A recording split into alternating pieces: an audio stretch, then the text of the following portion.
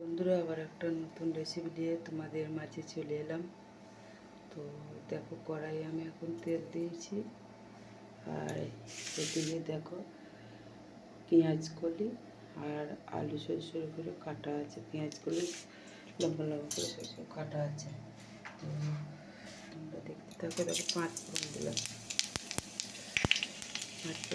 এদিকে দেখো ভাত হচ্ছে।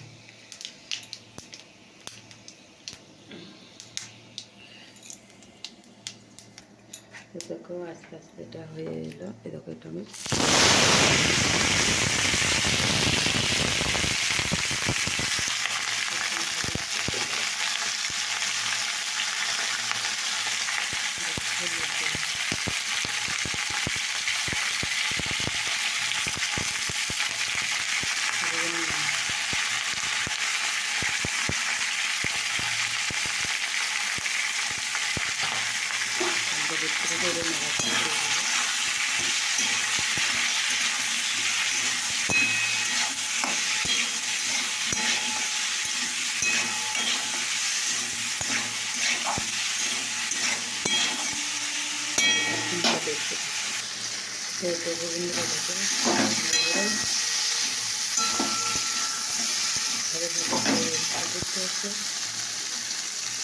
ভাজা ভাজাটা হয়ে যাচ্ছে। তো এবারে করে জল দেবো।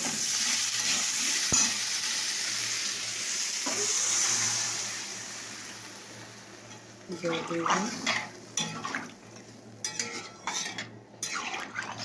এবারে আর একটা জিনিস এর সঙ্গে অ্যাড করবো না। তো তোমরা দেখতে থাকো, অবশ্যই তোমরা দেখতে পাবে। এই দেখো, এখানে মাছ আছে 2 পিস, আর আলু দিয়ে ঝোল করা আছে, সেটা এখানে তরকারিতে অ্যাড করে দিলাম। দেখতে পাচ্ছ? তরকারিটা অ্যাড করে দিলাম।